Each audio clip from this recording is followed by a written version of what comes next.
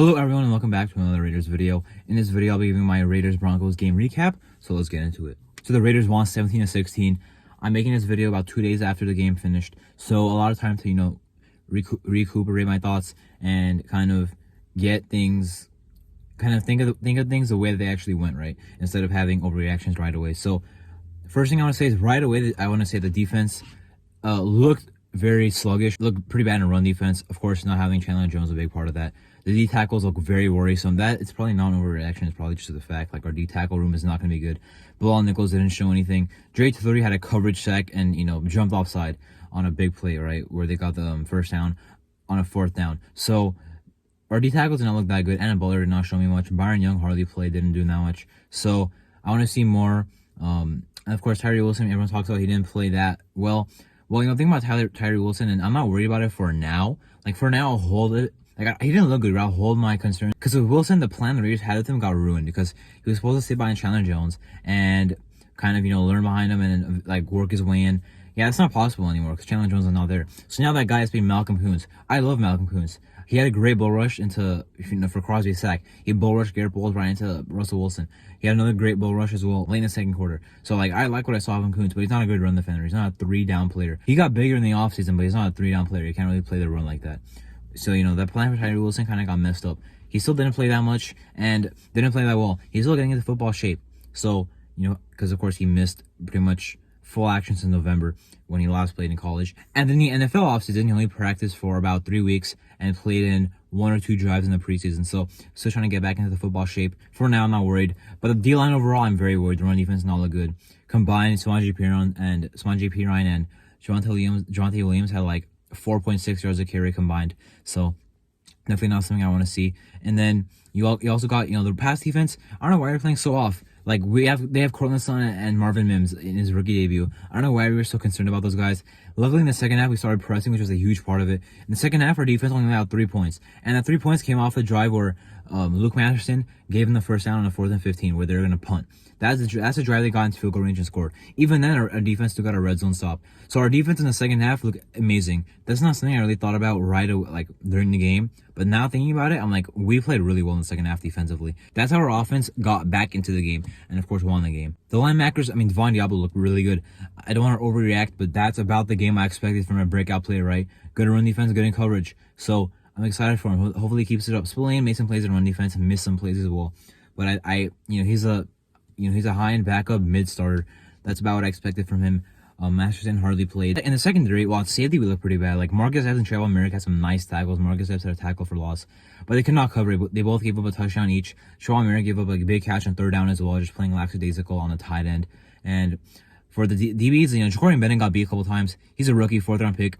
And not having Brandon Facyson is a big part of how, Ja'Cory Bennett was out there every snap. I think with Facyson, we would have rotated a little bit, but with Bennett, 2 big PIs.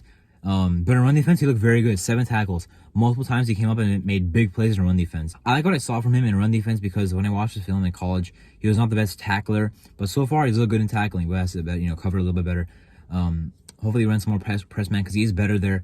He held Sutton a couple times, but he'll get there. Marcus Peters playing, off and all that type of stuff. I thought he did not show the same aggressiveness in tackles he usually shows.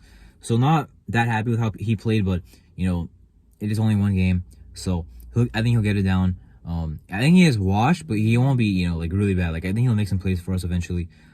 3 tackles, I guess, is not that bad. But and Nate Hobbs, obviously, in my opinion, one of the best players from our team this whole game. 12 tackles, 2 tackles for loss. Great in run defense. That's exactly why we want him in the slot. Great run defense. To be in the slot as a corner, you have to be able to play the run and also get after the quarterback occasionally. We've seen Nate Hobbs can blitz pretty well and also can play the run. So that's something I'm really happy about. Just hopefully, Ja'Cory Bennett can hold up on the outside, at least until Facyson is back, because then maybe they want to rotate him in, maybe they want to start Facyson over Ja'Cory Bennett, no idea. But that's still going to be, 3 more games until he's eligible.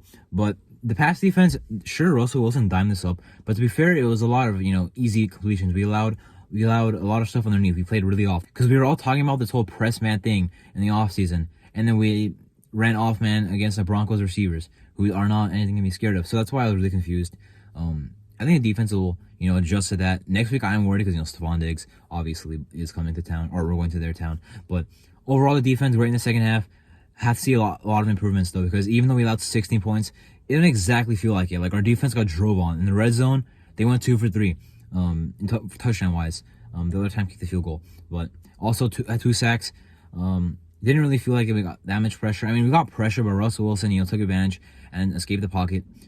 Luckily contained well in the second half, but something I think took too long to adjust to. Of course, we already know Russell Wilson likes to roll out the pocket. For a guy who's like 5'10" or 5'11", whatever he is, those type of guys like rolling out of the pocket, to see better instead of standing in the pocket. So I thought we made throws too easy for Russell Wilson. He looked efficient, but our defense kind of gave him some easy completions. And now for the offense, Josh Jacobs, of course, looked rusty, but that's fine. I mean, he didn't play or didn't practice for most of the offseason. Didn't play in the preseason. I guess that's a good thing. And I think he'll get back. Like, Josh Jacobs knows what he's doing. It's not like some year, like, he's not going to slump, right, after having, like, a really big year. It's not going to be a year where he enters a slump. Hardly there's anything. The run blocking, I thought, wasn't the best. I thought Greg Van Roy looked pretty good in pass and run blocking, but the O-line has to block a little bit better. I like what I saw from Austin Hooper blocking. I watched him on some plays, just watching the highlights back at least. Seeing some of Jacobs' nice runs. Austin Hooper had some nice blocks in there. I like how they sprinkled in Mayer and Hooper. Mayer had no targets, but his blocking didn't look too bad. Like, I was looking out for Mayer's blocks. He did not look that bad. Austin Hooper didn't look that bad either. Of course, had a nice 20-yard catch the only time we targeted him. Like, that's what Austin Hooper does. You target him one time, he'll bring it in for 20-yard gain. Like, that's Austin Hooper right there. Well, at least for us and the Titans, right? With the Falcons, he was like their big play type of guy, right? Or like a consistent playmaker. For us, it's not gonna happen, right? But we throw to him, and in the fourth quarter, he makes a clutch play. I think Mayer can do the same thing, but we'll ease him in. Like, Mayer's not gonna go for 0 targets like most times this season. I like how they sprinkle them both in. And then for the rest of the offense, the Renfro.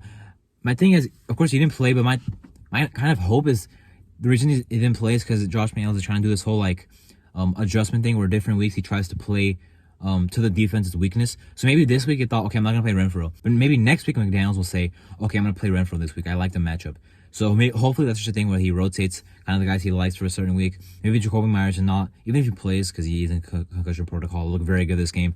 But even if he doesn't play or does play, what if it's a game where we go to Renfro more, or a game where we go to Adams specifically? Because we saw them draw the game up for Jacoby more than Devontae. Like on the fourth down play in the first drive of the game, they looked for Jacoby. That play went to Devontae, but it was supposed to go to Jacoby Myers. Devontae just got open because Jacoby Myers got covered by Patrick Surtain. So overall, Jacoby Myers with a great game. Devontae Adams, having 66 yards, being considered like a mid-game just speaks to how good he is. Drew a clutch PI on Surtain as well. Unluckily led to a pick anyway, but he did his part on that third down play. Third down offense looked pretty good. Third down defense got better, but I thought in their, let's say, first half, or third down defense not look good. Did not trust us to get off the field, and we struggled with that. But locked in. They still converted 5 on 11 attempts. That's still not exactly what we want to give up. But at least our offense is the same thing, 5 for 11. So I will take that. Penalties, big part of it for both teams. Both teams played really similar, like yardage-wise, penalty-wise.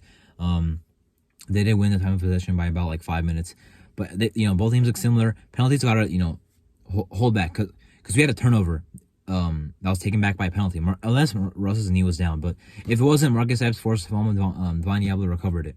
That was taken back because on the other side of the field, outside the play, Marcus Peters was holding someone, which pushed them 5 yards forward and gave them an automatic first down on that illegal contact penalty. So got a shore down on those penalties. Defense, I thought locked in, looked better in the second half. Good adjustment to Patrick Graham. I thought the offense, McDaniels ran a really good game in terms of his play calling. Now, the run game has to improve. I think it will. The passing game looked pretty good. I mean, that was mostly Devontae Adams and Jacoby Myers. Renfro didn't do anything. Our tight ends combined had 1 catch, and our running backs combined had 3 because Zamir White had 1, his first career catch in the NFL. Overall, I think we still get more dynamic. Even though we scored 17 points, we still look good. I was convinced by how our offense looked. I trusted Jimmy Garoppolo with the football. Good scrambling as well. He ended up with 9 carries. Now, sure, 5 of those were sneaks. Or 4 of them were QB kneels, but one of them was the fumble play on the goal line.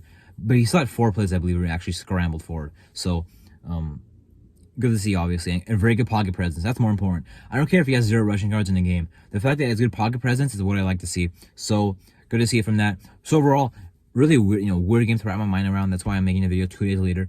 A lot of stuff to unpack, even though, it was only 17-16. But overall, got a lot to improve before we play the Bills.